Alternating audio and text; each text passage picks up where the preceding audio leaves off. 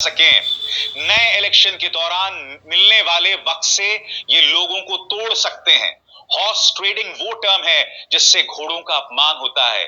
ये बात मैं हल्के फुल्के अंदाज में कह रहा हूं। दोस्तों, आज का दिन लोकतंत्र के लिहाज से बहुत अहम दिन था और मैं आपको बताता हूं क्यों। हम सब ने देखा कैमरे पर क्या हुआ। हम सब ने अनिल मसीह की उस चोरी को देखा। और क्या आप जानते हैं, टाइम्स नाउ नव भारत का एक बेशर्म पत्रकार, एक बेहुदा पत्रकार अनिल मसीह की इस चोरी को जायज ठहरा रहा था। उसने ये तक झूठ बोला था कि अनिल मसीह ने सिर्फ 8 बैलेट पेपर्स में साइन नहीं किए, उसने सारे बैलेट पेपर्स को साइन किए। इस तरह से गोदी मीडिया का एक पत्रकार, जो इससे पहले दंगा भड़काऊ कार्यक्रम भी करता रहा है, वो इस तरह से झूठ बोल रहा था। और आप जानते हैं पाकिस्तान में क्या हुआ?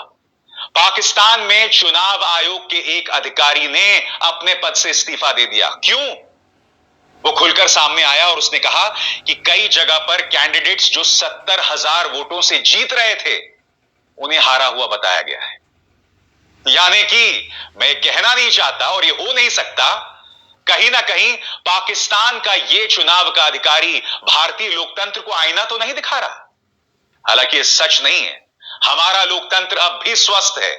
सुनिए पाकिस्तान का वो अधिकारी क्या कह रहा है, सुनते हैं।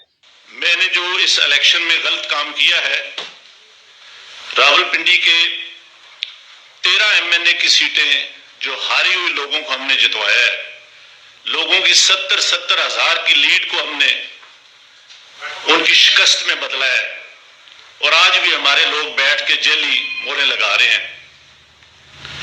मैं माजरत चाहता हूं अपने तमाम रिटर्निंग ऑफिसर से जो मेरे मातहत काम कर रहे थे, जो बेचारे रो रहे थे जब मैं उनको कह रहा था कि आप ये काम गलत काम करें और वो नहीं करना चाह रहे थे।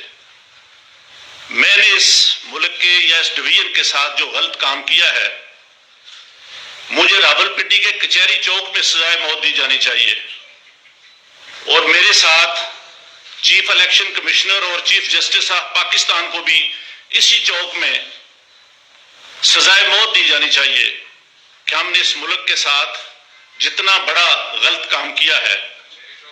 मैं नहीं चाहता कि मैं 1971 वाली तस्वीर दोबारा देख सकूं।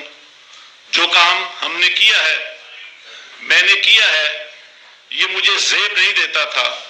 इसी वजह से मैंने अपने ओहदे से, अपनी सर्विस से, सब चीज़ों से इस्तीफा दे दिया है और मैं जो इतना बड़ा जुर्म किया है, इसके लिए मैं अपने आप को, जो क्राइम मैंने किया है, अपने आप को मैं पुलिस के हवाले करता हूं।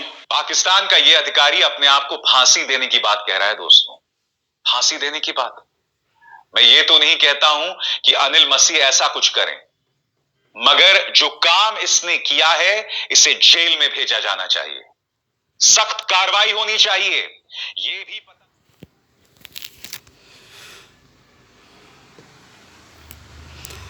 મારા ભાઈઓ બહેનો, પાકિસ્તાનની આજે મારે વાત કરવી પડે એક મારી મજબૂરી છે, બરાબર। અને પાકિસ્તાનની ચૂંટણી થઈ ત્યાં, બરાબર, વડાપ્રધાનની, અને એની અંદર ત્યાંના ચૂંટણી પંચના અધિકારીઓએ ઈવીએમ મશીનની અંદર ગોટાળા કરી અને હારેલાને જીતેલા બતાવ્યા અને જીતેલાને હારેલા બતાવ્યા। આ પાપ કરનારા ત્યાંના પાકિસ્તાનના ચૂંટણી અધિકારીઓ જાહેરમાં પોતે ગુનો કબૂલ કરે છે મીડિયા સમક્ષ, બરાબર। મીડિયા સમક્ષ ગુનો કબૂલ કરે છે કે મેં આવા પાપ કરેલા અને હારેલી પાર્ટીને જીતેલી બતાવી અને જીતેલી પાર્ટી હતી એને મેં હારેલી બતાવી। આ પાપ મેં કર્યા અને મારા હાથ નીચે જે હતા રિટર્ન ઓફિસરો એ બધાએ પાપ કર્યા છે। એટલે હું આ પદ ઉપરથી રાજીનામું આપું છું અને હવે પાકિસ્તાનની પાસે હું એક માંગ કરું છું કે આ કામની અંદર, આ પાપની અંદર ચૂંટણી પંચના અધિકારીઓ અને ન્યાયાધીશ, આ બધાએ મેજિસ્ટ્રેટો આમાં સંડોવાયેલા છે, અમને બધાને જાહેર સ્તર ઉપર અમને ફાંસીની સજા આપો, બોલો તોય અમને ઓછી છે એવા મેં પાપ કર્યા છે. અને હું બધી પદ ઉપરથી રાજીનામું આપું છું અને મારી જાતને હું પોલીસને હવાલે કરી દઉં છું. એમ કરીને પોલીસ તંત્રને હવાલે થઈ ગયા પોતે. કેટલી ઈમાનદારી આજે મારે પાકિસ્તાનના આવા જાબાજ ઓફિસરોને સલામી આપી કે તમે પાપ તો કર્યું પણ તમારો પાપનું તમે પ્રાયશ્ચિત કરી અને તમે ફાંસીના ફંદા ઉપર પણ ચડવા તૈયાર થઈ ગયા છો. આ તમારી જલે તમારા ગુનાહ કર્યા પણ તમારી જે આ ગુનાની કબૂલાત, એ તમારી કબૂલાતને અમારે સેલ્યુટ આપવું પડે. આવા જ પાપ અહીંયા થાય છે આ ચૂંટણી પંચના અધિકારીઓ.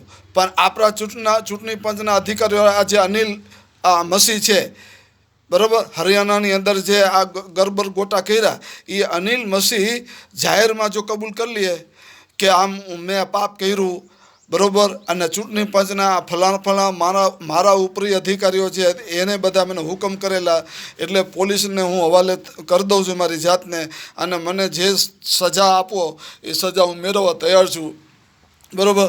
પણ અહીંયા ભારતના આ લોકો છે ને એટલા બધા જાડી ચામડીના થઈ ગયા છે ને કે અમારે દુશ્મન પાકિસ્તાન આજે મારે વખાણ કરવા પડ્યા. મારી જિંદગીમાં પહેલી વાર હું પાકિસ્તાનને પસંદ નથી કરતો, છતાંય પણ આ એક કામની અંદર મારે અહીંયાના આ અધિકારીઓને મારે વખાણ કરવા પડે છે. અને આપણા અધિકારીઓને મારે વખોરવા પડે છે, એ મને દુઃખ છે.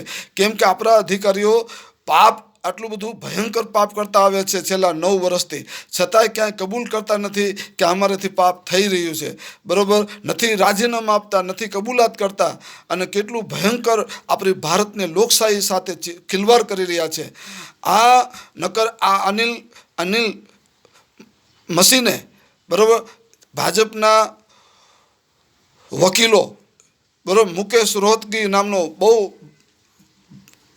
મોંઘો વકીલ છે, એને બચાવી લીધો, બોલો, કે આમ છે ને તેમ છે ને એવા દાખલા દલીલો કરીને કે આનો કાંઈ એવો હાસ્ય નહોતો ને એનો કાંઈ આમ નહોતું ને તેમ નહોતું, દાખલા દલીલો આપી અને એને બચાવી લીધો. નકર છે ને ખરેખર આપણે સુપ્રીમ કોર્ટને આટલેથી અટકવું નહોતું. ચૂંટણીમાં હારેલી પાર્ટીને જીતેલી તો બતાવી દીધી સુપ્રીમ કોર્ટે અને ન્યાય કરી દીધો, પણ અધૂરો ન્યાય. આ બધા અપરાધીઓ છટકી ગયા, અહીંયા અધૂરો ન્યાય. આ અપરાધીઓ છટકવા નહોતા જોઈતા. અનિલ મસીને રિમાન્ડમાં લેવો તો, અનિલ મસીને રિમાન્ડમાં લઈને તારા ઉપરી અધિકારીઓ કોને તને આદેશ આપ્યા એ બધાને સુપ્રીમ કોર્ટે ઝપટમાં લેવાની જરૂર હતી અને બધાને જેલના સલાખાઓની પાછળ એમને ધકેલી દેવાના હતા.